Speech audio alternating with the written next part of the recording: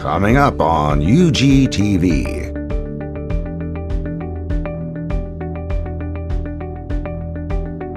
A special session of the Unified Government of Wyandotte County, Kansas City, Kansas.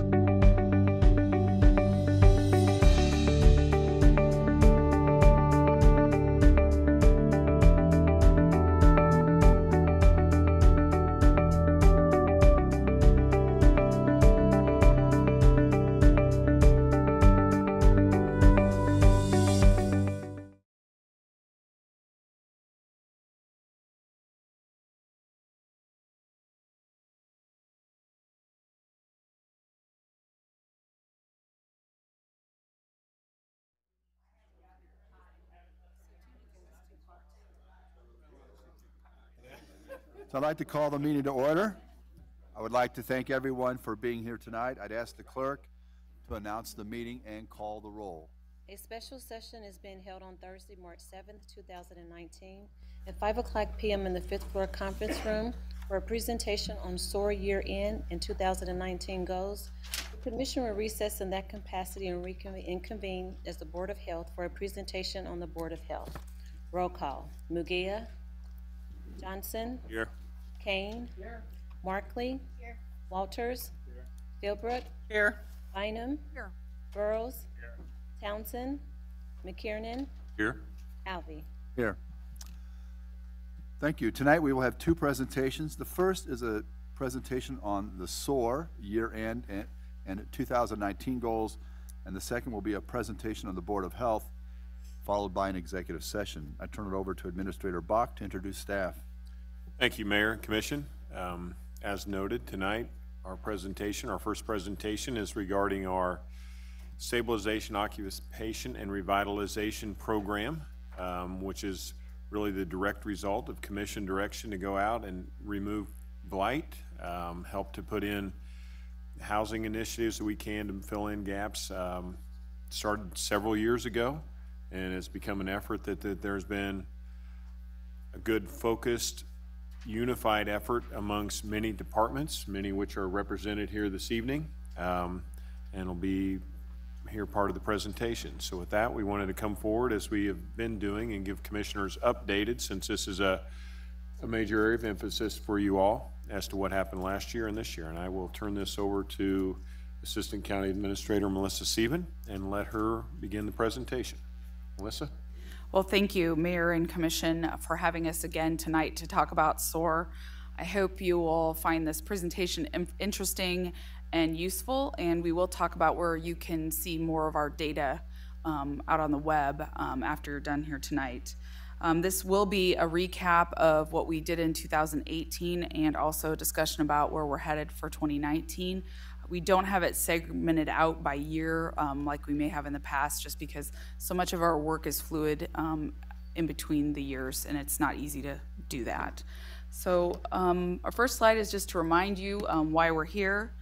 SOAR's goal fits in with 4 of the areas of the strategic plan of the Unified Government: reducing blight, increasing safety and perception of safety, customer service communication, and community cohesion. Tonight we're here in the first couple of slides to talk about some changes in how we're going to be reporting data. As our organization has developed its data utilization, it's also started to understand some of the complications of the data that we decided were really great ideas back in the end of 2016. There are some fundamental flaws and some challenges, and this slide is going to start the highlight of that. First of all, we are very proud to say that we are nearing the halfway point as of the end of 2018 on meeting our 10,000 individual improvements. That is a revised number from when you would have seen it last, because again, as we dig in the data and we start to understand some of the complications, this number we can validate, and this number we can say is actually not with, it does not include error, which is a really awesome accomplishment to know we're halfway there.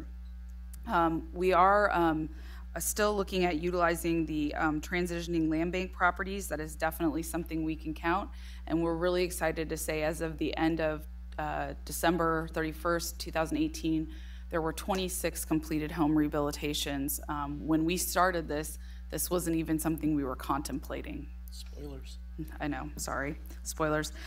We are not able to calculate the first item there, the resolving unfixed structures. We haven't abandoned the concept of being able to do this. It's just there's some complications with how we are able to sort data and filter data to make that an accurate number. We have not reported on that number in this entire time. Reducing the vacant housing stock. Originally, this number was calculated based on Postal Service data. However, the temporary status of those often was capturing people moving and other things, and it overinflated or understated the numbers. And also, a similar complication has also been understood with BPU data. So this one we are definitely not pursuing any further. And it was never calculated into the 10,000 count either. Reducing the amount of time that it sits on the dangerous building list. This is also something that's more of an index function and fluctuates and is not something that we're really utilizing in the count whatsoever. But we are able to count the number of buildings that are being referred to the demo. And what we're really proud to report here is that in this instance, we have been able to take some structures that were on the dangerous list and move them off and work to find people who want to rehabilitate them. So I think that's a major victory. Yes, Tib? Just because things are moving off the 10,000 count page doesn't mean we're not still working on them. It means they don't contribute to the 10,000 count. We are still working on capturing our vacants. We're still working on each of these things. It's just indexes don't add to a plus or minus in a 10,000. We should have caught that sooner. Yeah. Something about timing on trying to get it done. So reducing the number of tax sale eligibles, this is one that we can do. This is your 3-year marker for when something becomes eligible, and we are halfway there in that reduction. And again, we're gonna have more updates on these in more detail as we move through tonight. And we are eliminating the property maintenance index because it is, again, an index, and therefore something has to lose for something to gain. And we just, though Overland Park was using a similar type of index, we were not feeling confident in using that going forward. So here's just a short list of what's in and what's out on the property maintenance, or on the property count that we're doing. On the left, you'll see the way we were doing it, and the things that are struck through and lightened are ones we're not able to utilize because they were either double counting, things that were occurring in another category, another transaction. As we drove further down into this, there's still things we value, things we want to have happen. It's just they were double counting things. And we did add one thing, which we alluded to on the first slide, is we actually are able to now calculate land bank rehabs as victories, which before all we could count it was a transaction on the property. Now we can say we have a victory of a house that's above code and a huge value to the neighborhood. 3 years ago, we didn't have a rehab program. Yep, that's what I was saying. All right, so turning this over. That's what I get for talking. Here's the part you really wanted to know about. How this 10,000 translates to our neighborhoods. That's one of our rehabs. That's my favorite picture of one of our rehabs. Boarding those vacant houses has been a huge struggle. We've tried to wrap our arms around it. We increase the budget, then we increase the quality. Now we do a much better job. Kristen is back here behind me somewhere. Oh, there you go. There you go. Kristen is back there. These are all of our boardings that Greg's people send over. These are privately owned. This is net of our, does not include our land bank boardings, which we're still doing as a separate pool, which we have, I believe at this point, adequately funded. As we move on, we see that we've only done 32 boardings so far this year. Our price is slightly up from the $1,200 per house. At this rate, if we continue at 16 per month, we are going to hit a $249,000 level on those boardings. That's if we don't have any large projects. Last year we had 3 large projects. The church down at 7th and Minnesota was a $7,000 project. That skews our numbers. Chris gets lucky and gets small houses to board in the land bank. That's an advantage.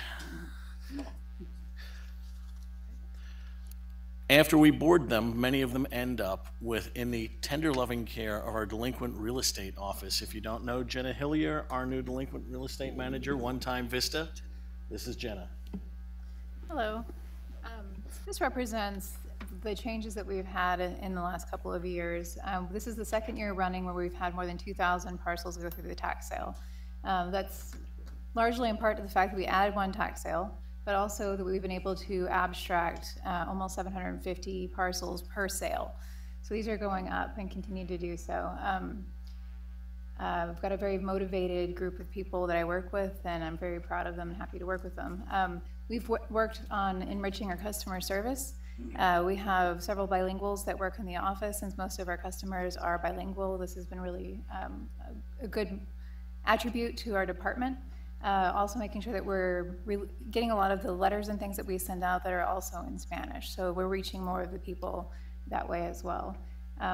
We've also spent a lot of time working with code enforcement. These guys are the ones that are on the street and see the dilapidated houses, and they're seeing the problems firsthand. And we've developed a form for them to be able to submit to us, like, hey, we see this property, this is something we'd like you to look into, is it tax sale eligible, what can we do? And then we route it towards the right person, which might be land bank if it's eligible, and so on. And we're continuing that process and constantly improving it. So looking forward to that this year as well. And also we've changed the way that we are looking at demolitions. We are trying to give them every opportunity to be saved before we tear them down, because we all know that a vacant lot has a lot less value than a home that has been redone. So it goes to the tax sale first, and if that doesn't sell, then it goes to the land bank, and the rehabbers have an opportunity to save this piece of property and up the value of that neighborhood. So this is, we have decreased the amount of tax sale eligible properties over the last few years. We are hitting our number for our midpoint of, was it 10,000 over the period of? You're not responsible for all 10,000 alone, but this is essentially the inverse of the previous slide. I like that. It is a big piece, yeah. Not minimizing your part.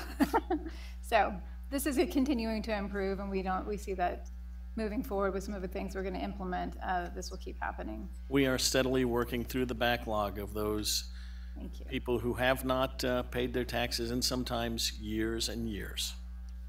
And they're starting to take us seriously, so that's also helping. The people are coming in and paying their taxes much more regularly than they were, because we're not letting them just slide.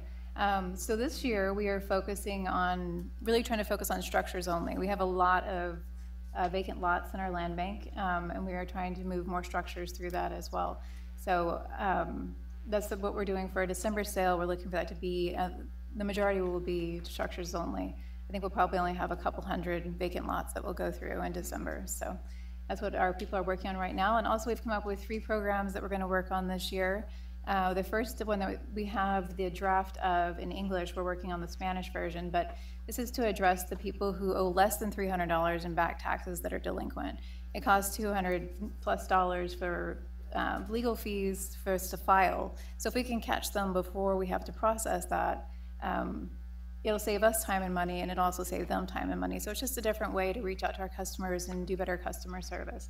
And also there's, we've noticed there are several people, many, who haven't really come on the radar yet. They're tax delinquent, but they're only 2 years, they're not tax sale eligible. So maybe something's changed in their lives. Maybe they've paid off their mortgage, they don't know they need to pay taxes. Something's happened. So we want to reach out to them and let them know that we're here and we'd like to work with them before it goes to that point.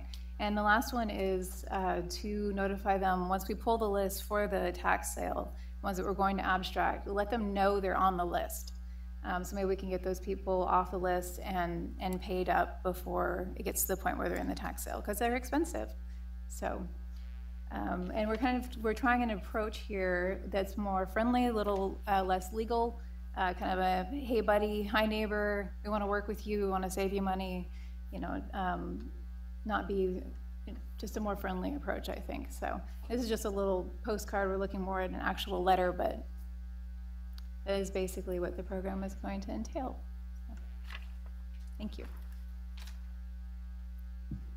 All right, so this next slide is something that kind of goes back to the first few slides that I was discussing. And we have a lot of data. And one of the biggest parts of our data is all related to land. We talk about parcels daily, sometimes by the minute. And what we have found is that between being a city and a county and a merger, that we have a lot of inconsistencies, incongruencies, et cetera, with our data. And what we are learning is that it's going to take a team approach to try and solve some of these. I'm sure Commissioner McKiernan over there is giving this nod like he knows what I'm talking about. And we know what he's talking about. And we've known it since we started into this process, What Works Cities in 2016. What we have is we've created a land asset management team, which is going to be reviewing things like land-based policies and practices, and also data governance policies related to UG-owned properties and complex properties that can't be handled traditionally. Our first couple of meetings and then subsequent subcommittee meetings have resulted in some really good work, and will be very productive going forward to try and do the solve that's needed to be done. And I don't know if Chris Cooley or any of his gang are here, but they're heavily supporting us. Rob Anderson, who's works with Public Works, and the cleanup is everything from, this is called the City of Kansas City, Kansas. This is called the Unified Government. This is called the Parks Board. This is called the Wyandotte County. You name it. There's all City of Rosedale. City of Rosedale. Yeah, if you can imagine. And that's the type of stuff that when we go to sort data and understand what's being told to us is absolutely not easy to handle. And the exceptions that people know in their head but aren't written down. So that's why we're trying to work through this and ultimately have a cleaner set of books for folks when they're doing research. With that, I would like to take a moment before we start this next section, which is going to be Chris Slaughter, and I want to invite both Chris and Charles Brockman up here for a little bit of a moment. For those of you who don't know Chuck is our eyes and ears out doing the inspections in those houses that come to the land bank. We would not be where we are with our Opportunity Knocks efforts to rehab property without Chuck. And Chuck has decided to leave us. Chuck is retiring, not leaving. We did not drive him off, but Chuck is retiring. And tomorrow is his actual last day with the Unified Government. And we're very sad about this, but we're very happy for him and his family. And in addition to that tonight, Tib has something that we want to just kind of formally give to you guys here in front of everybody. Mayor and Commissioner Burrows, you were both in Topeka last year when our rehab program was recognized for its innovative processes.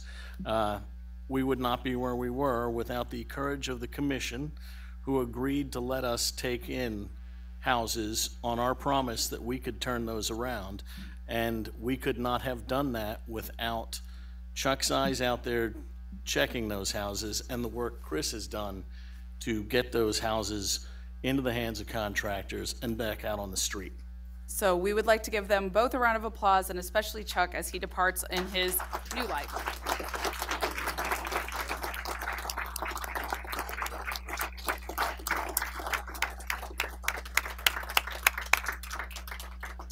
All right, Chuck. We get inquiries from around the country about what we're doing and how we're making things happen with our rehab program. This truly is an innovative public-private partnership that people are seeking to emulate all across the country.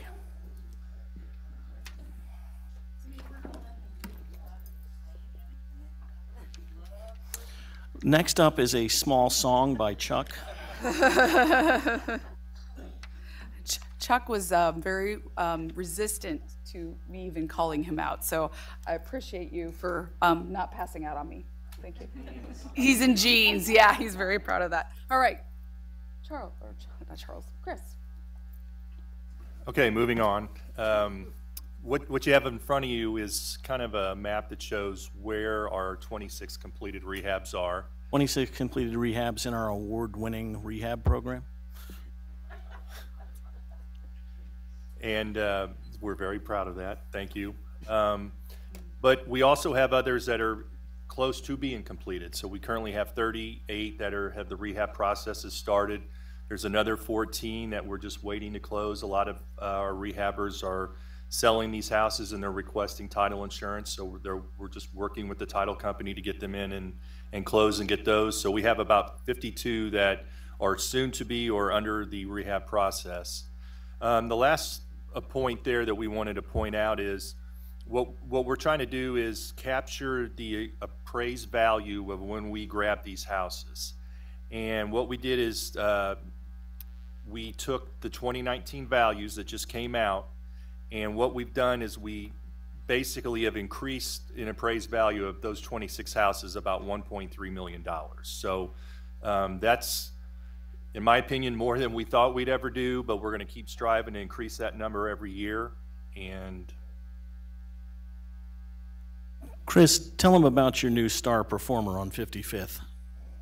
For those of you that weren't at the neighborhood and community development meeting on Monday, we have the latest completed rehab, 3817 North 55th Street. It just was completed at the end of February. They just had a private appraisal go for in excess of $250,000. This is the old KinderCare building if you were going up to the Nearman plant, or the old Knights of Columbus building. So they're working to have an open house. We'll make sure we blast that out to everybody, and we'd love for you guys to stop by and see it. They did tremendous work. Okay, good evening. There's a lot going on at the Neighborhood Resource Center, especially around SOAR. We're currently fully staffed on our code enforcement side. That's taken a while to get there. We have currently finished all of our process mapping. We've updated all of our process mapping for the code enforcement office. We'll now be using those maps to help find efficiencies and improve our processes over time. We'll also be looking at doing process maps for the rest of our divisions in the near future. One of our biggest items that we've got going this year is we will be updating Excella here shortly. We're currently have to use old technology because we can't communicate very well with a lot of the computer systems because of the version we're on. So we'll be doing that early summer. And then shortly after that, we'll start looking at upgrades, things that we can do more efficiently in the system itself. Good evening. Anybody who doesn't know Wayne Wilson, he's our code enforcement coordinator.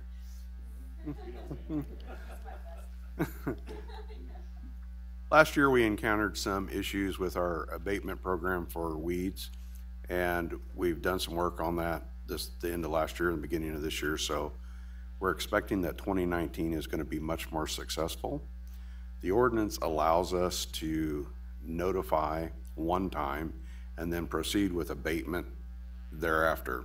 So for 2019, we're going to do at the end of this month, we'll be sending out approximately 1,400 notices to anybody that had a weed complaint last year. All of those that receive that, if they repeat that violation again in 2019, if they have any more grass complaints in 2019, we will go straight to abating the process. We won't have to post the 14-day abatement. We can contact our abatement team, have them go out and cut it and bill them for it. It will significantly reduce the amount of time that it takes to get these into the works by at least 2 weeks, and we're hoping that if we get a good early start on it, depending on what the spring brings us, that we'll stay ahead of the game for well into the 2019 season. If I may add to that slide, we're making improvements on our processes, trying to be more efficient. A key component of this, though, is making sure that we can have the abatement team follow us and they have the resources they need. Otherwise, we won't gain anything on that one.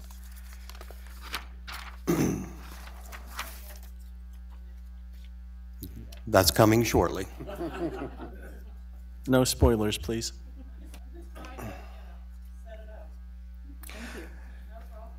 Okay, this is kind of I presented this to the Neighborhood and Community Development on Monday night. This is an initiative to try to overcome habitual violators, and it's a different approach to what we had always been looking for. But we have been using administrative citations pretty efficiently, and they've been more effective because they do help us address the corporations, the LLCs, the contract for deeds in a more efficient effort, because we can hold them accountable, and if they don't pay, we can put it on the property. Unlike municipal court, you can't. If you can't get them into court, you can't really do anything to them, and you can't fine them, and when you do fine them, if they don't pay, it doesn't go to the property. So we're increasing the level of that. Hopefully, most of our violators, they get one notice, they take care of their problem. And then if they get one fine, even those will probably take care of their problem at that point. So most of these will never go beyond the $100 administrative level. So, but those that we know, and you guys know, there are several out there that hide and they just keep on doing what they're doing. So our original ordinance only allowed a 100, 250, and a 500 level. And then the 500 level was charged for every subsequent violation after that. So we thought, well, you know, kind of the third level, you're probably habitual. So we said, why don't we look at increasing the fine levels? So after the third level, we go from, well, let me put it this way. It was approved at standing committee, but the full commission has to approve it at the end of this month. So now let me get ahead of myself here. So at what we're proposing is at the fourth level would be 750, the fifth level would be 1,000, and at the sixth level would be 1,500. So we hope to capture more of those people that don't want to respond and take care of their properties, capture their attention more. Can I just ask Greg, the $1,500 level, so am I 7, 8, 9, and 10, or 15, 15, 15? Correct. Thanks. So so sorry, I don't mean to interrupt you, and we can maybe talk about this later, but there are some neighborhood groups. This is a great process, and I heard it during our committee meeting, and I really appreciate all the work in this, and I think it can be very effective. But there are some neighborhood groups that mow grass on their own just to keep their neighborhoods looking nice. So I happen to know that the agency I used to work for mows over 25 acres of vacant ground, abandoned ground, easements, highway easements, things like that around District 3. If that organization keeps doing that, then they get off scot-free. On the other hand, if they stop doing it, I promise you, you this summer will receive, it's because it's been going on for years, you're going to receive enormous number of phone calls about the overgrowth. So in a situation like that, because I know we're not the only neighborhood that does that. I know other neighborhoods have areas that they mow. What do you suggest we do with that? I would suggest that we actually meet and have a conversation about a way that we could handle that, that would be honoring of those folks who have been doing that extra work on our behalf or on their neighbor's behalf. And I think there's a way that we can work through that. Yeah, because I think which would be much less expensive for the unified government, they could continue to do that. They just need a mechanism or a system to report that to you so that it counts. And so that those people aren't getting off scot-free every year. May I ask, would there be any issue getting a list of those properties or partial list of those properties if we could get that and knew when the weed season started? Not at all. It's a very long list, in particular in my district, in particular in the Argentine area, many acres. Then we would know at that point which ones to be looking for so that we could go ahead and process those as soon as it started. Okay, it's been going on a long time too, so I don't know, legal might need to look into that also. We will also work with livable neighborhoods, but we'll talk to you about that, and I think we can come up with a solution. I brought it up now because I know we're not the only ones. They may not be mowing that many acres, but if they're mowing, they're just preventing consequences for the persons that is being neglectful. That's absolutely correct. Thank you.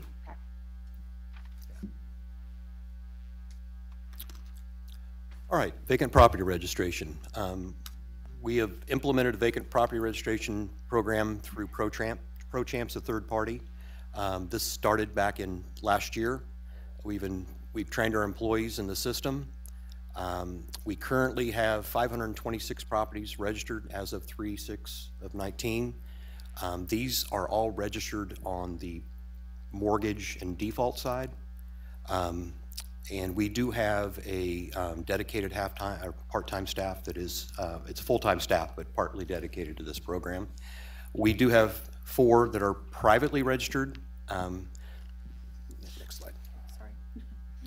So on the private side, we're still struggling a little bit with that, but we are working very closely with ProChamps. This is something that's new to them. It's new to the industry. It seems like everybody always concentrated on the mortgage side and the default side. Nobody really concentrated on those vacant properties that are really, truly the bigger problem, at least to us. They're vacant, nobody's doing anything with them, but we are working with them. They're developing a prototype that we'll be able to work with. We are currently manually doing all these processes. We have about 200 of these private properties that are into ProChamps, and we're working through those, and there's a few of them we're starting to charge administrative citations on and starting to try to get somebody to move off center on these. But when we get the current site up and running, we will have several hundred that will be rolled over to them very quickly. So that test site we're hoping is up before May of this year. And once again, we'll continue to work on a onesie-twosie basis on the biggest problems and continue to work those ahead of that. We use BPU shutoff data, post office data to determine our vacancy and other related data sets. So as I stated before, 209 have been sent over to ProChamps to test the private registry. And we currently have 4 that have been registered that are privately owned. And so we're really looking forward to moving that component forward because we really think that that's going to make a big impact. This is where our abatements will also become a bigger challenge.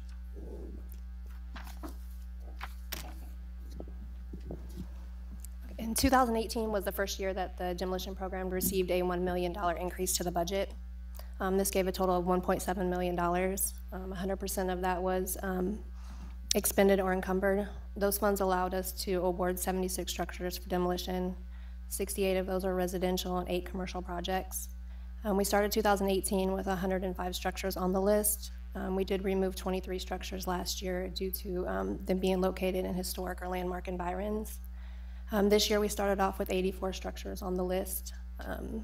The cost per demolition averages about $20,000. Are we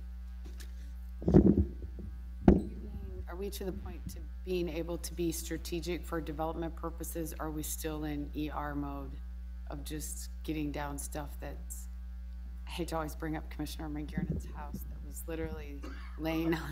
So, it was not my house. We have no plans to knock down his house. Leaning on another house in his district. Are we still in ER mode and managing those? Or do you foresee that at some point we'll be able to get into more of a strategic mode where we're investing in areas more so for redevelopment purposes? So the extra funds the commission gave for last year and this year was to help us catch up. So maybe we can get more strategic.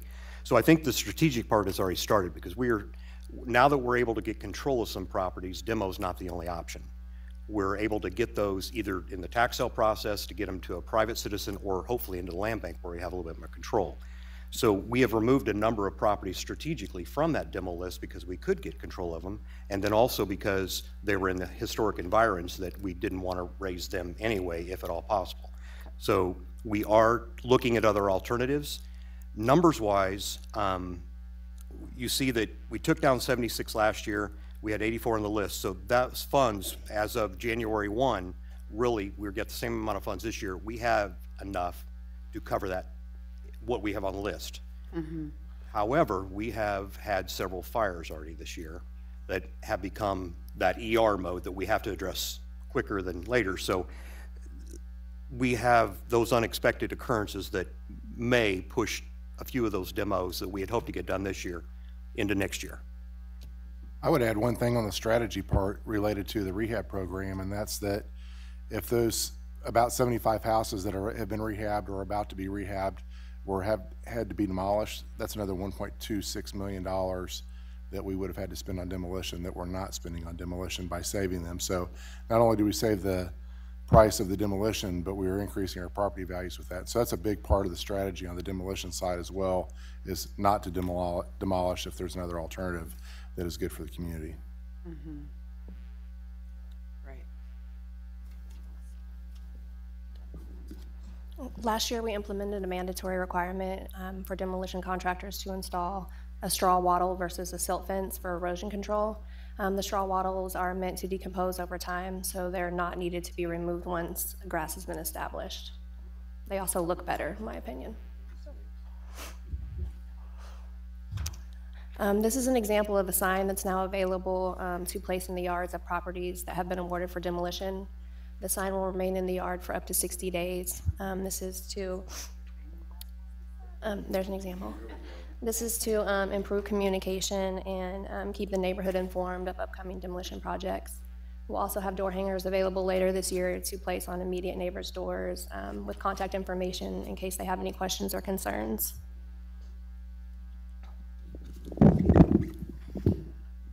We all know it's been a huge problem. People want to know what's going on next to their house.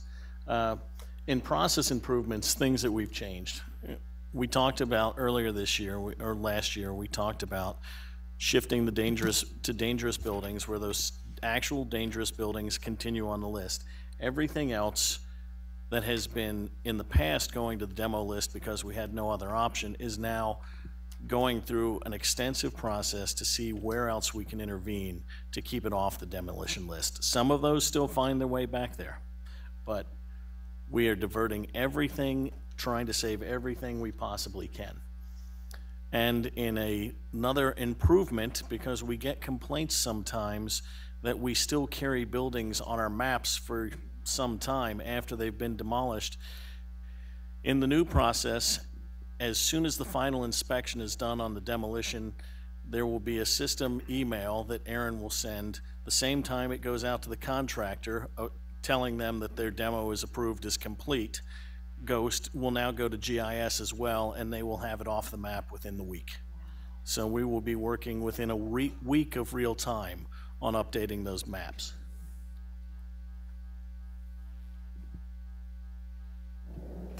Okay, so some of SOAR's best resources are our neighborhood groups, our community organizations, and our residents, and we really need to find ways to engage them and leverage them. So we are working on creating an Adopt a Spot program, which goes to Standing Committee later this month. The program will allow community groups to adopt a land bank lot, street, or park, which is why we went with the all-encompassing term spot. We will have a predetermined list of adoptable spots available for those groups, and basically in return for a sign with their name on it, they then will hold 3 cleanup events in a 2-year period. So this is the sign we've created, and it will have their group name on it. And then the UG will also provide safety materials, training vests, and trash bags, that sort of thing, to the group, and streets will also come by and pick up the trash after the events. And then City of Edwardsville and Bonner Springs are also interested in this program, so we're excited to potentially expand, and hopefully this goes really well.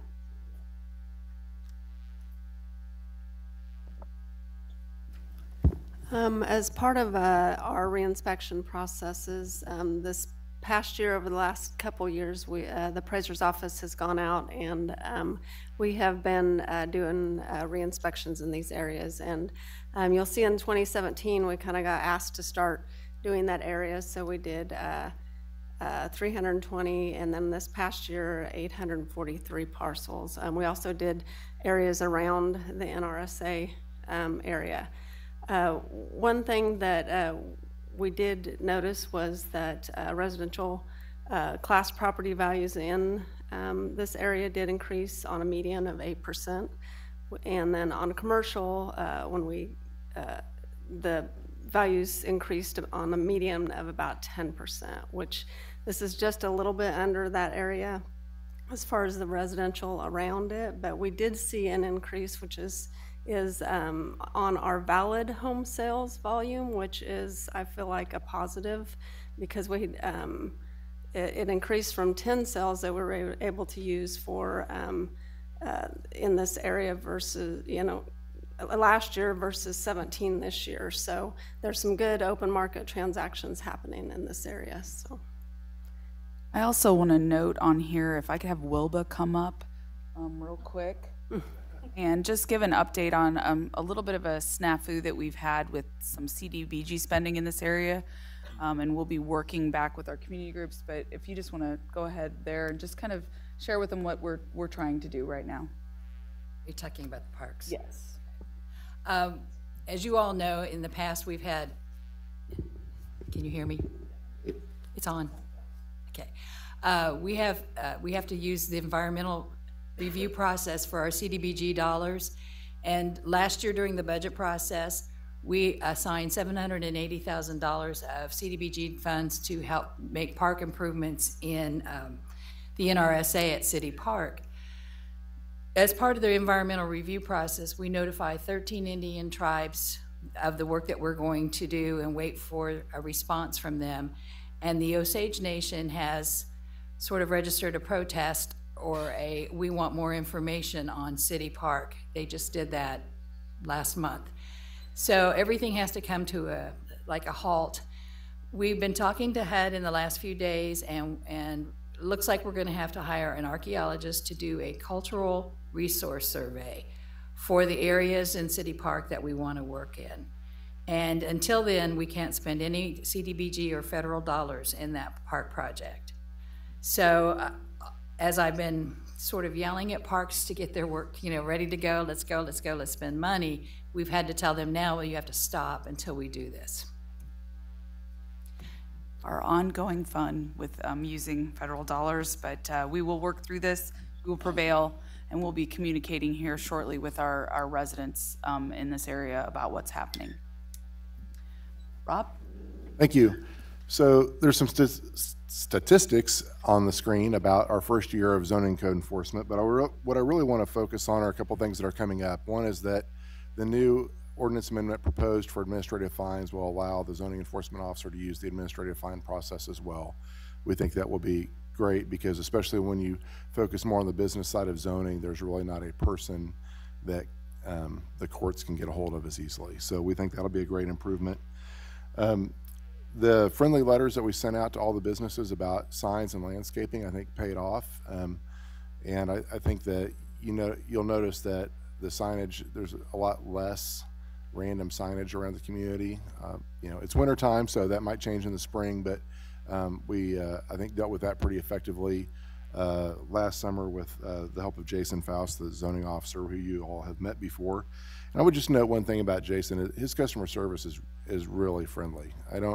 He spends the time to talk to folks and explain to them how to make their, how to resolve their issues, and he takes the time to do the research to give them the best answers to those problems.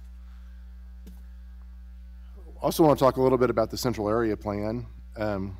So this is basically south of State Avenue, south of downtown, from I-70 on the east and south to 635 on the west. We have involved the community leaders in this. On the 19th, we'll be conducting consultant interviews. We received 10 proposals. They were excellent. It was actually very difficult to decide. We're going to actually interview 5 firms, which is 2 more than I would like to, but they were just so close. And we had multiple firms that had won national planning awards for their work that I thought it was worth spending the extra time to do the extra interviews. The neighborhood leaders have been invited to listen to the interviews and give their comments to the selection committee before we make that final selection. So that's coming up, and as that project progresses, we will keep you all informed about that. All right, these next set of slides Tib and I are going to cover because this is the part where the commission has been most frustrated, and we'll kind of try to highlight why the frustration. We have been working really hard on getting better and more efficient and doing as much as we can with what we have.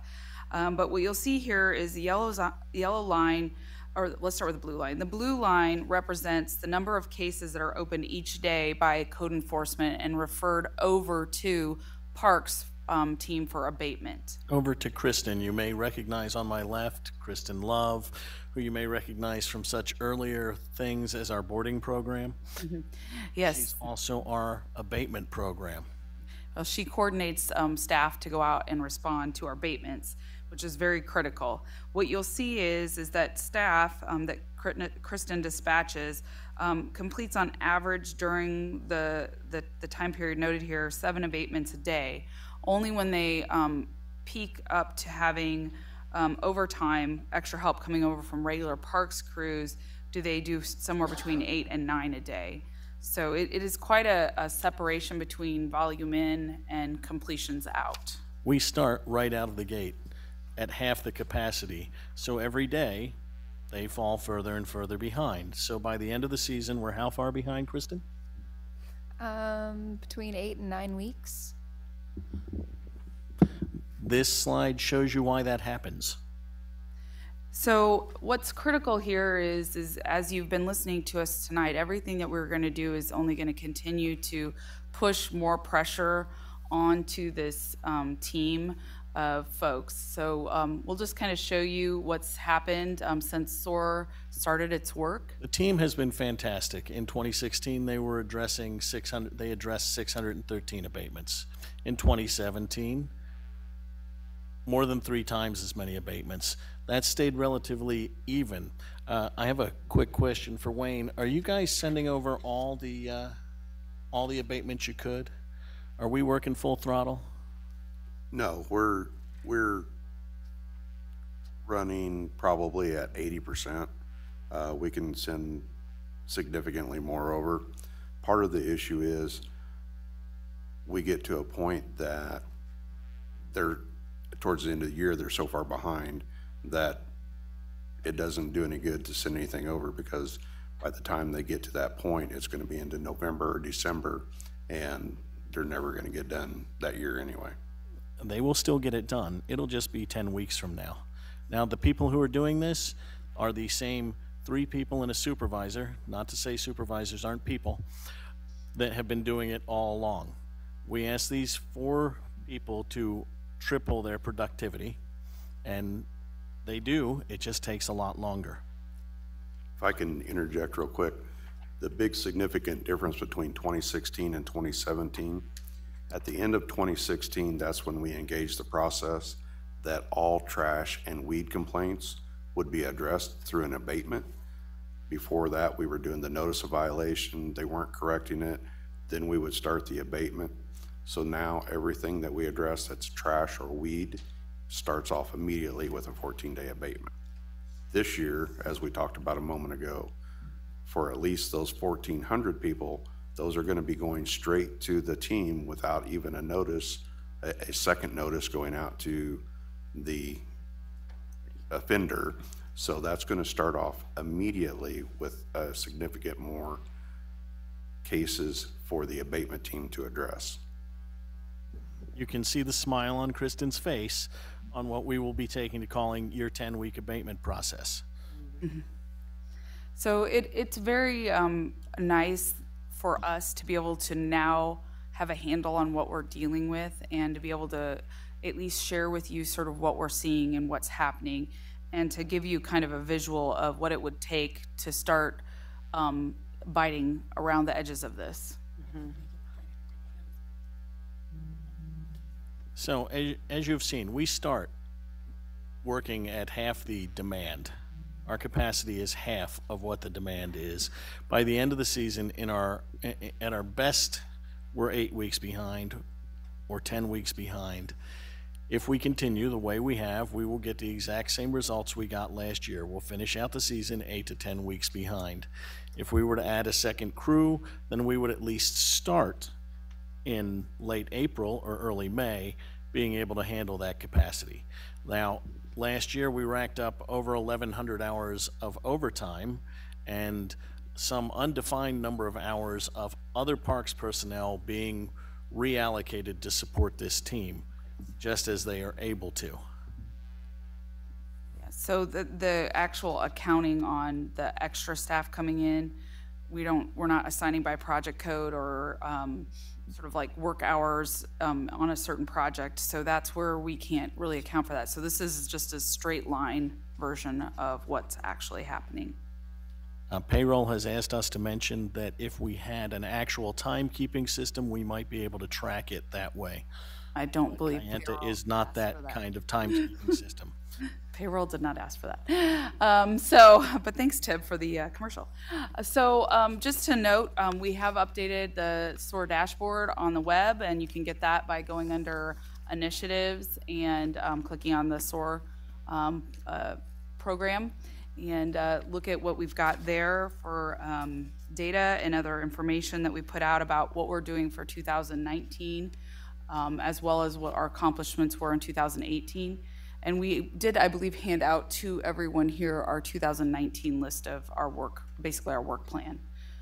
Any other comments or questions? I want to thank my team here tonight for all the hard work that they have done and continue to do on behalf of the residents and businesses in Wyandotte County, and the collaboration that continues with our group to really try to continue to move the needle. Thank you.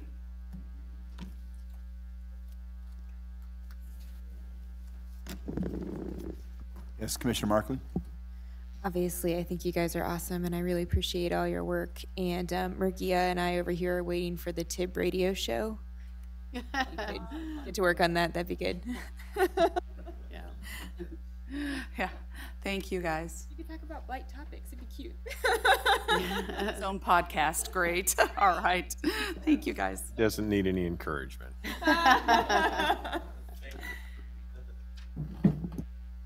All right, we will recess in this capacity and convene now as the Board of Health. I'll turn it over to Administrator Bach to introduce staff. All right.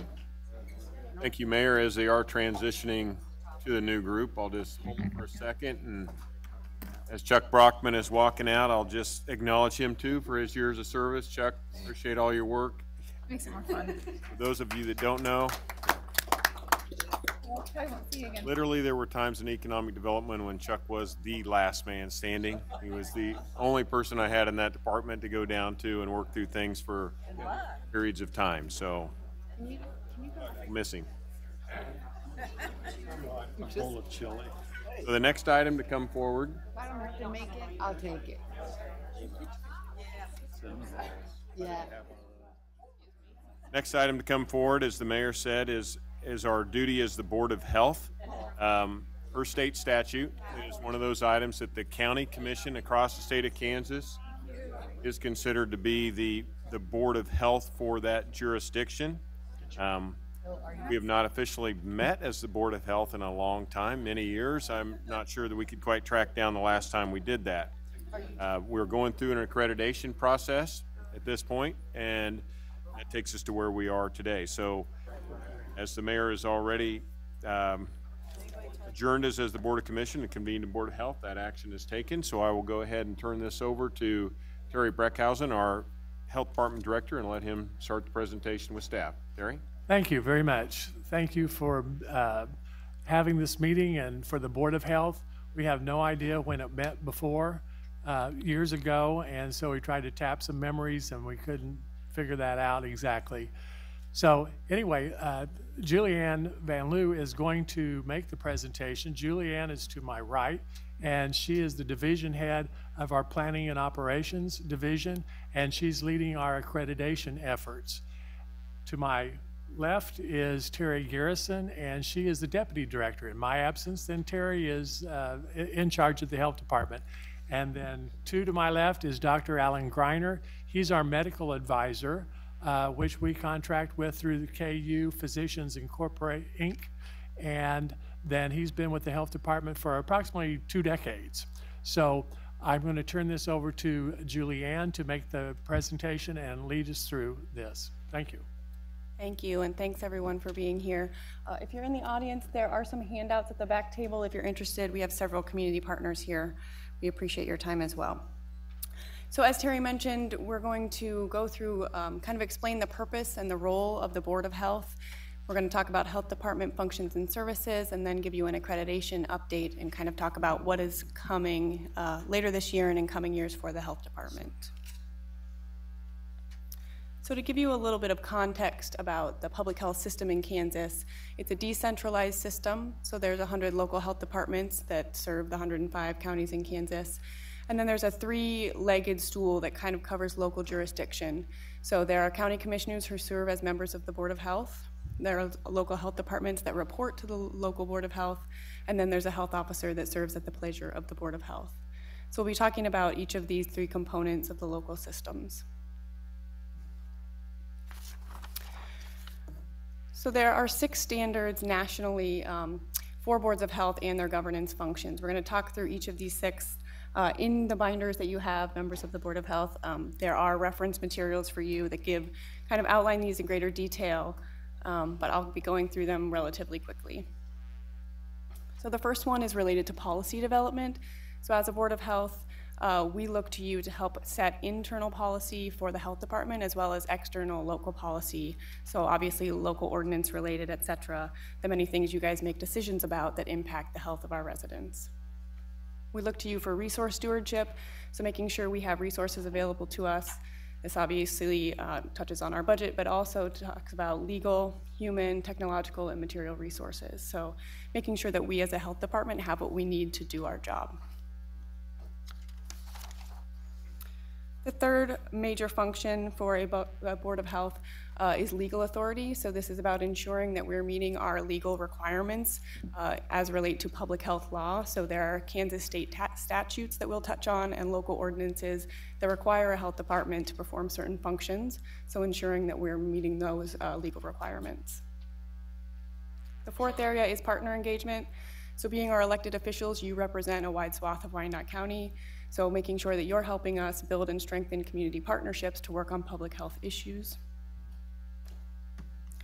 The fifth area is continuous improvement. So we've been doing a lot of work in the health department, but that it's imperative that we continue to work on quality improvement and performance management. So these are areas where we look to you to hold us accountable to make sure that we're continually getting better and that our community's health is improving. And then the last major function is just that larger oversight. So we look to you to build relationships with our director, with our local health officer, and our staff to make sure that we're a high-performing health department. So any questions about those? Those are kind of the 6 broad buckets that are recognized nationally. And next we're going to talk just a little bit about where the legal authority the Board of Health has comes from. So as I mentioned, it's written in state statute that county commissioners serve as the Board of Health, and that is reinforced by local UG ordinance. And really this gives you kind of a broad power to lead the work of the health department to set priorities for health in Wyandotte County. There are other real specific state statutes, and we'll touch on a couple as Board of Health, but it's really kind of a broad overarching power. The local health department also has fairly considerable authority as a health department. So Kansas state law outlines that we are responsible for the sanitary code for things like inspecting dangers from lead-bearing substances, overseeing potable water supply, those sorts of things. And then there's a lot in local UG ordinance that we're responsible for as well. Sewer and sewage disposal, but air pollution, swimming pool inspections. And this is just kind of a short list. There's a lot more that I could go into, but just to kind of give you an idea, and I'll give you a little bit longer list to refer to later. And then the last of the 3 legs of the local government public health stool is our local health officer. So Dr. Alan Greiner is our local health officer, and again, our local health officer serves at the pleasure of the Board of Health. So he does report out to you, or is able to report out to you. You can request for him to provide you an update at any time, and you do have the ability to kind of oversee that contract and relationship if you want to. So I'll let him introduce himself kind of briefly and just where he's coming from and what his role is. Thank you, Julianne. Again, Alan Greiner. I'm a family physician at KU Medical Center in the Department of Family Medicine. I have not been associated with the unified government for 2 decades. I think it's only 15 and a half years now. But I do so with pleasure and at your pleasure, as the statute states. I am a strong believer that this health department accomplishes an incredible amount of work with an incredibly small budget. The things that happen just down the street don't happen by and large across the state in terms of community health delivery, both at the individual patient level and at the larger community level. I think from my perspective, the important thing to think about in terms of what we do is it spans from starting from an individual who might have an illness. It might go to a particular organ system in their body, and those are the things we deal with at KU Med. So we have tuberculosis problems, we deal with them all the time. They affect lungs, that's a big deal. We need infectious disease specialists to deal with that, but we also need to pay attention to that human, that family they live in, where they're employed, and then the larger community, and that's what this department does, and we'd like to continue to find ways to innovate and do more of that. And I think we have the right people to do it, and I think we have some great energy.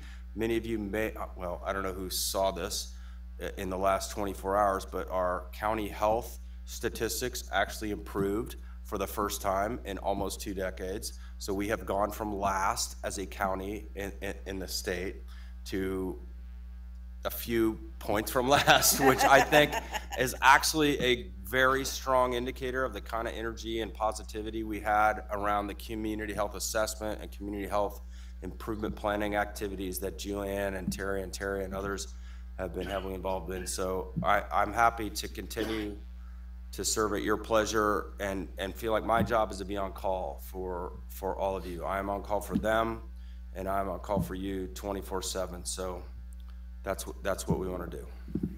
Really stealing my thunder with the good news there. Thanks. All right. Great. Just one more note on the local health officer. Because our population is greater than 100,000, we are required to have a local health officer that is a medical doctor. So that is in law as well. Just a couple more things about local public health law. I wanted to kind of spotlight communicable disease control powers because this is something that's particularly relevant today in 2019. So you as a local board of health have the ability to receive reports of disease, investigate causes of disease, which you generally will pass that authority on to our health officer and health department, and also to prohibit public health gatherings. But the local health officer has considerable leeway in terms of working on communicable disease, down to that second to last one, ordering law enforcement officers to assist in isolation and quarantine efforts. So this is really important, and I highlight this because many of you are probably familiar with the measles outbreak happening in the Pacific Northwest. This is a very real threat and something that we may have to contend with here in the near future as our vaccination rates in Wyandotte County continue to decrease. So something for us to just have on our radar. And then lastly, about public health law, just to give you kind of an idea of the span of public health law. So the ones with the S after are state statutes and the L, the local ordinance. But it really is very broad and a lot for us to pay attention to, everything from childcare licensing to air quality to public health nuisances. So I'm not going to go into the in details. I can send you information if you like, but there's a lot there. So any questions on Board of Health governance or laws before I move on? Okay, so we're going to talk a little bit more about public health and what exists beyond public health law. So public health has come a long way in the last couple hundred years from a public health 1.0 model where we were really concerned with septic systems and pasteurization and fluoridization of water and car seats and all of those sorts of things, which are still very important, but that's kind of where public health came from, and it's how we, as public health, added 25 years to the average lifespan of American citizens in the 1900s. But we quickly evolved into a public health 2.0 model where we moved on to more systematic delivery of services, especially out of local health departments. But what I really want to draw your attention to is now we're responsible for delivering what we call public health 3.0. So we can no longer only provide clinical services, we need to be engaging partners to work on really complex issues, those that we call the social determinants of health. What's really difficult here is that we're living in a public health 3.0 world, but we're living with the public health 1.0 and 2.0 funding streams. So we continue, the large majority of our funding as a health department comes from antiquated funding structures that are very topic specific. So money funnels down from the feds through the state and it will only cover immunizations, or it will only cover maternal child health care. It will not cover our work as a health department to work on food safety, or food security, excuse me, or things like violence, or things like jobs and education, things that we as a health department now have a role to play in. So just something to think about and that we'll keep coming back to. So kind of to broadly sum up our public health mandate as a health department, to address those social determinants of health, which we're doing much, much more in the past year through the publishing and administration of the Community Health Improvement Plan. Also to further health equity in a county like ours, a county as diverse as ours, it should really be a cornerstone of the work of our health department. Using and disseminating data for decision making, so we've been really ramping up our ability as a health department to find and analyze and disseminate data for public health partners to use, but also for you to use in this room for decision making. Which leads me to the last point, which is promoting health in all policies. So this is an approach to governing at all levels, which really means that it's important to take health into consideration when you're making any sort of decision around a local ordinance. So this could be specific to public health, it could be about immunizations or tobacco, or it could be about our new zoning code that's going to come out later this year, right? So every single decision you make has the ability to impact health, which I know that you know, but we as a health department want to be more helpful in providing you the information you have about potential positive and negative impacts of the decisions you make. Does that make sense? Kind of covering a lot. So how are we implementing Public Health 3.0 within the health department? What we're doing is we've committed to implementing this model. Nationally, it was pushed out several years ago, the Foundational Public Health Services model, and Kansas has taken it and adapted it a bit. These 5 colored areas on the top, which we call foundational areas, are really the central service areas of a health department. And these are things we've been doing for decades and decades and will continue to do. Communicable disease control, environmental health, and those things, which remain very important. But I really want to draw your attention to the bottom of the box, which says foundational capabilities. So it's not enough anymore for us to provide maternal and child health services, but we also need to be assessing the health of our community, providing robust communications to our residents about health and to our partners, making sure that we're participating, like I said, in policy development and support and addressing that health equity and social determinants. So we've done a lot of work and a lot of reflection has happened in the health department in the last year, and these are really our weakest areas as we see them.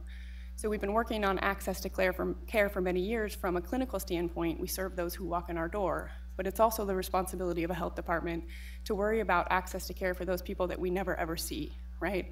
For the people all over the county that will never receive a service from the health department. So we're starting to work with partners on figuring out how we can help reduce barriers to care and increase access. And then the parts in the foundational capabilities, which I've already touched on, but it's important for us as a health department to be valuing these communications and policy efforts just as much as our environmental health and communicable disease control, et cetera. Okay. So before I move on to the second half of the presentation, just to kind of give some key considerations or takeaway, you as a Board of Health have pretty significant authority to really set priorities for our community and what we want to see in terms of health outcomes that's given to you by state statute and local ordinance. The second area there, public health officials must balance the exercise of the public health power with the rights of the individuals. This is really the central tension for public health, right?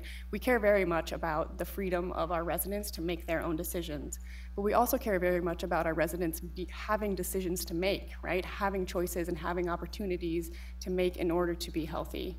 So it's a continual kind of point of tension in public health and something I think you have to weigh all the time. And then lastly, we must balance an antiquated funding structure with a new and expanded mandate that requires additional work. So we're starting to try to be more creative as a health department to identify new funding, to figure out how to stretch every last dollar that we currently have to work on this additional mandate that we have. So with the rest of the time, I'm going to kind of walk through the health department, our mission and vision, and the services that we provide, and then do an accreditation update.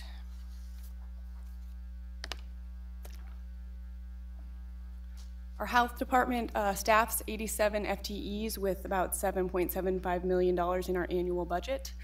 More than half of those FTEs and more than half of that budget come from grants. So as I mentioned, the vast majority of those grants are large federal grants that funnel through the Kansas Department of Health and Environment. So those are large, steady funding sources, which are great and which we rely on. And there are also smaller grants that we apply for from the metro area foundations as well. Relatively stable, but again, more than half of our budget comes from grants, and it's just something to keep in mind. Our mission as a health department is to prevent disease, promote wellness, and to protect and improve the environment in Wyandotte County. So it's very broad, as you can see. Our vision is healthy Wyandotte County residents living in a safe and clean environment. And then just to kind of tie back to the unified government goals, obviously we're working on area 3, increasing health, but also we work hard to increase safety and perception of safety. We work on traffic safety. We do a lot of inspection work to keep folks safe, and then we work a lot on improving customer service. We see thousands of clients walk through our doors every month, and so it's a big part of our work. And we also consider our community partners to be our customers and trying to provide them the support they need to promote health. This is in your binder to refer to if you want to see it better up close in Chapter 5, but just to give you an idea of our organizational chart, our director obviously reports up, like the rest of the directors, through county administration, with the Board of Health being kind of an overseeing body. So to kind of dive into our services a little bit, our community outreach and education folks, they're really trying to work on prevention. So we do lead stabilization work, reducing the risk, which is trying to reduce teen pregnancies and STIs. They provide nutrition counseling and puberty education. And our 2018 highlights, which we're really excited about, is that our health educators are now in all school districts in the county. So last year they expanded to Piper, Bonner, and Turner, and just one of those ways that we're trying to make sure that we're truly a county health department. Our community health division has 3 primary buckets: Healthy Communities Wyandotte, or HCW, with many of you may be familiar with. They work on infrastructure and physical activity, tobacco, and they support policy efforts with community partners. This is our division that's in charge of implementing the Community Health Improvement Plan, so working, like you know, on the CHIP with housing, health access, violence prevention, and jobs and education. And then they have special initiatives around FEMA, reducing our much too high infant mortality rate, motor vehicle safety, and we actually run the UG's AmeriCorps Vista program out of the health department. And then our highlight, we decided to choose one for 2019 because we were very proud of this. With T21 Edwardsville passing just recently, Wyandotte County is now the first county in Kansas to be entirely ruled by Tobacco 21 ordinances. And you really can't understate the importance of this. So the vast majority of smokers start smoking in adolescence and in their youth. So by delaying, we are likely preventing people from starting smoking, which is a huge thing for a county that has a smoking rate as high as ours. So it's in state statute that child care providers be licensed, so we do that licensing. We provide technical assistance, we provide education to providers on what their legal requirements are, health and safety, child development, all of that. So every year they inspect every facility. So last year that was 261 facilities. There are some rough facilities that we see, and our staff does a great job of making sure that our kiddos are kept safe. Our early intervention and prevention programs are all about serving pregnant mom, children, and families. So we have a Healthy Families Wyandotte, which is a home visiting services.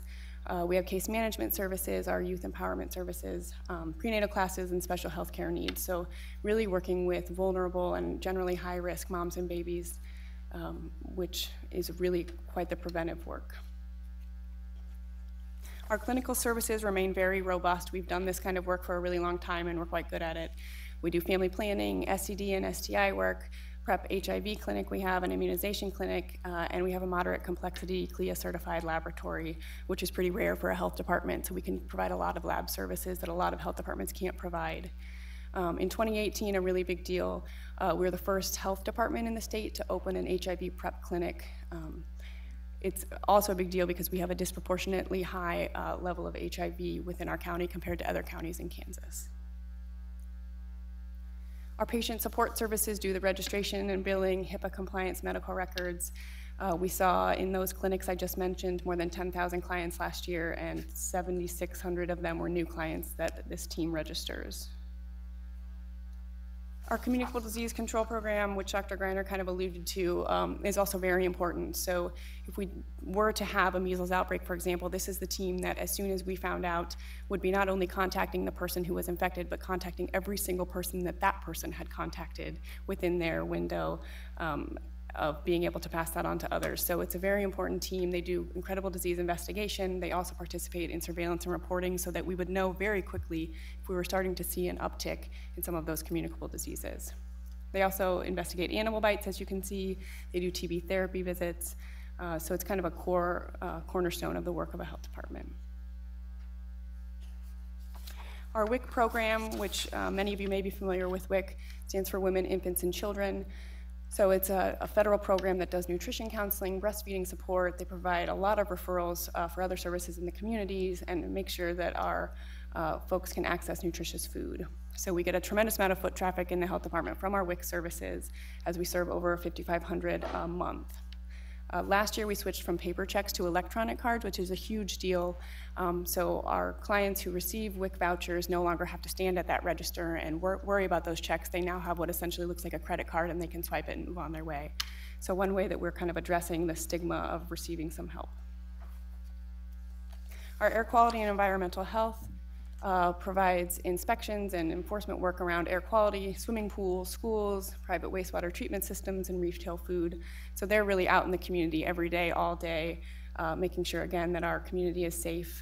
Last year, they inspected over 60 air pollution sources, 70 schools, and 100 pools.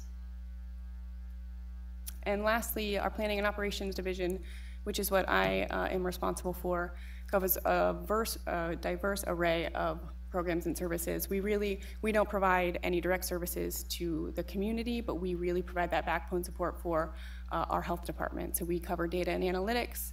We include emergency prep, workforce development. We lead our performance management efforts in the health department. Last year, we really rolled out a robust performance management system. We're in charge of accreditation, and then we're just kind of getting into the fields of communications and local policy. So last year, you guys know I presented this fall. We were responsible for publishing our community health improvement plan with a whole bunch of partners. We also hired our first ever health informaticist, so the first time our health department has had someone whose job it is to worry about health-related data. So we now have someone who, when we get a call or a request, or just is in charge of vital records and is continually looking for trends, providing us with the information we need, which really can't understate how important that is. And then also in 2018, that's what that photo is, we conducted a full-scale dispensing exercise. So this is part of emergency prep. So these are the folks that, if we were to have an outbreak in our county, are making sure that we could dispense massive amounts of a medication to our residents at the drop of a hat. So those are our programs and services. Any questions? I've just got a bit more to cover here before we wrap up. So I mentioned in my presentation last fall that we are seeking accreditation as a health department. Just as a reminder, you are not required to be accredited to be a health department. It's a 7-year-old initiative.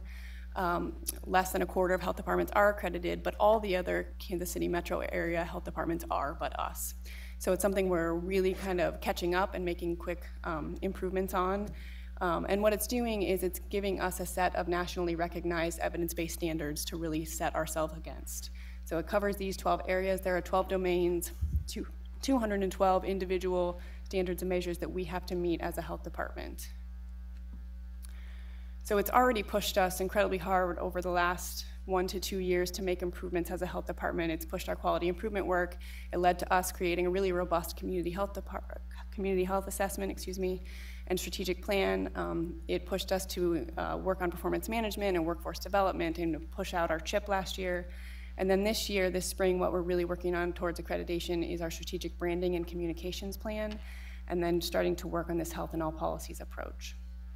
So it will continue to push us. We just did a recheck at our accreditation efforts yesterday, I believe, and we're about 60% of the way there, which is pretty great. There's only 10% that we label in red as being areas of concern. So we're making really significant improvement, and all of the staff of the health department have contributed to that. So just to give you a little bit of idea, part of the reason why we're here today, you can see standard 12.2, provide information to the governing entity, you guys, about public health and the official responsibilities of the health department and the governing entity. So it's this kind of language that's pushing us to make sure that we're checking these kind of boxes, but also just to start these sorts of relationships and these conversations. So to wrap up here, there are 4 main areas as I see it from within the health department where we're really prioritizing our efforts in 2019 and over the coming years. So moving into that chief health strategist role, this is a part of fully implementing a public health 3.0 model, so working on data and local policy work like we talked about. working on communication. So we have no one in the health department, which is unusual for a health department. We have no one whose job it is to work on communication. So Lawrence Douglas Health Department, to give you an idea, is half of our size, and they have a full-time communications director. It's important, and I tell you this because you can do health-related communications very poorly if you don't do it right. I'm serious, it's a big deal, and right now we're just kind of scrapping it together. There's a lot more information we could be pushing out to the public and to our partners and to you if we had the help that we need. That third bucket, accreditation related, I just gave a quick update. There are two things under there that I want to make sure you're aware of. We do need assistance with our site visit. So it is required that at least one of you, ideally two of you, participate in our site visit after we submit for accreditation. So that could be anywhere from a month after we apply to 6 months, so probably sometime in the second half of 2019. I can't tell you when yet because we don't know. I will prepare you for the site visit, so if you're nervous, I will make sure that you know what you need to know and you can anticipate any questions. So don't worry about that aspect of it. If you have any interest at all, please let us know. We do need your help, and it'll just be a great way to get to know the health department. And then secondarily there, we need to think about kind of how often the Board of Health will meet after this initial meeting. So just so you all are on the same page as me, this is not a one and done kind of situation. We do need to make sure that this is an ongoing conversation. I've touched base with a lot of, what's that? Not funny. I've talked to many of the other health departments in the metro, and it seems that standard practice, it's not written anywhere, but is that health boards of health often meet twice a year, so about every 6 months, with kind of an ad hoc meeting if something like an outbreak were to happen or something like that, but kind of a standing every 6 month update on the health of the county and the health department's work. So that's your decision to make, but that would be my suggestion. So that would be, for instance, if we start getting an outbreak of measles or something like that, then you would be calling us in for that conversation? Yeah, not in the middle of the night, but yes. Well, thank you. The doctor would be saying, we need to talk. I think at the very minimum, we'd be sending you more frequent communications so that you're aware, but there could be a scenario, yes, when we want to get in the same room just to make sure we're all on the same page and using the same messages when you're getting calls from residents asking about this. Thank you. Yeah. So the last bucket there that we're working on this year and for many years to come is the implementation of our community health improvement plan. So in the back pocket of your binder is our shiny finished community health improvement plan. We didn't have those printed the last time we met, but I urge you to take a look at it or to take a look at our dashboard.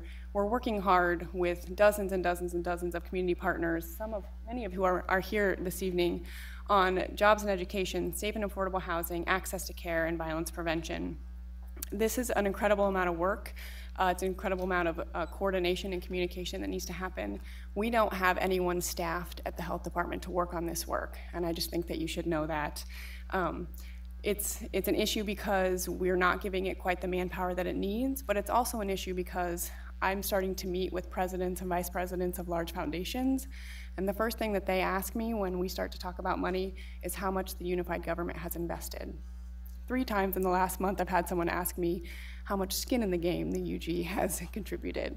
So it's a question that we're getting more and more as we're starting to try to raise significant funds to implement the work around these 4 complex issues, and something I hope we can just continue having a conversation about as this budget cycle continues.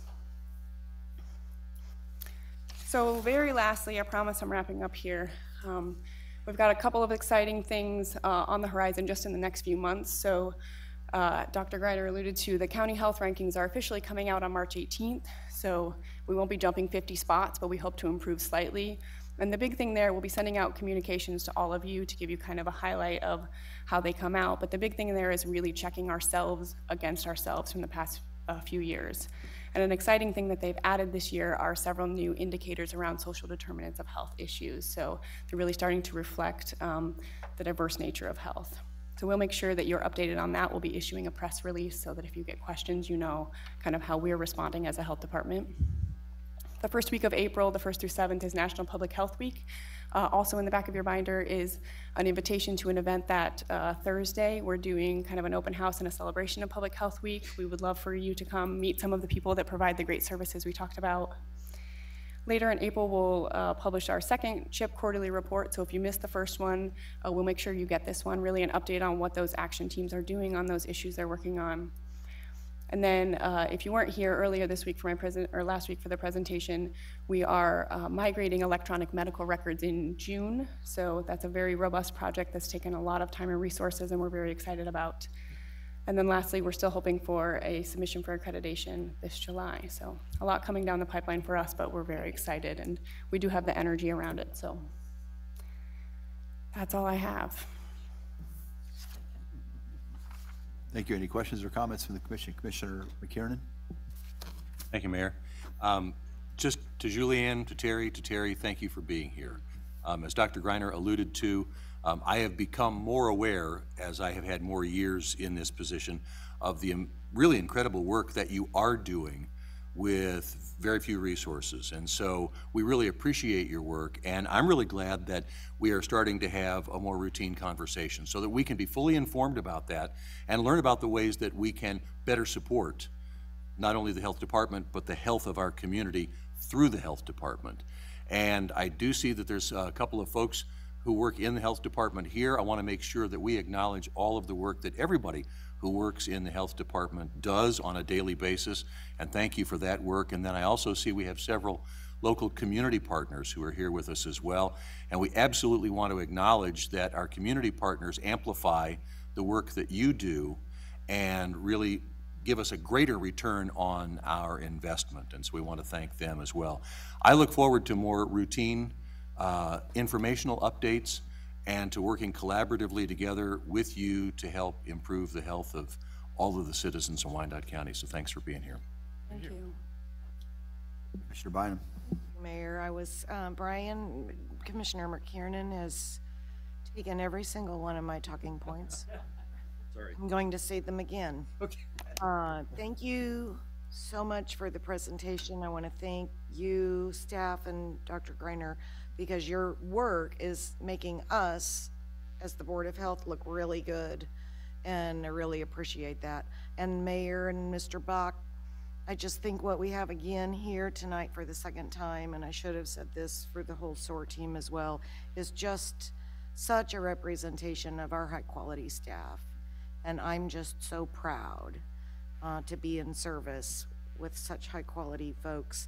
And last, touching on the slight improvement in a county health ranking, you know, I think it just shows what a heavy lift it is, because I know how incredibly hard folks are working, not only on the community health improvement plan, but just everything that has to happen in this community to move that needle. And we're not looking for another county to do poorer, which is another thing, right, that's required for us to climb the ladder. So let's just all be better. We are doing that. I truly believe it. Everyone's working incredibly hard. We did have a number of our community partners here tonight, many of whom have had to leave. But I want to make sure we recognize and continue to say out loud how critical those partnerships are. But I do want to thank each of you individually and together as a team, because you're just doing amazing work. So thank you. Commissioner Philbrook. So there are a lot of unsung heroes in this CHIP process. When the Wyandotte County Health Department came to Workforce Solutions and asked us to, you know, which is through Wyandotte Economic Development, to participate and try to figure out, oh, where do we need to go? There are so many people that stepped up in our community that play very strong roles in improving life, meaning, you know, the school systems and a lot of the charity partners and folks like that are involved in Workforce Solutions that are still hanging in there and continually working forward.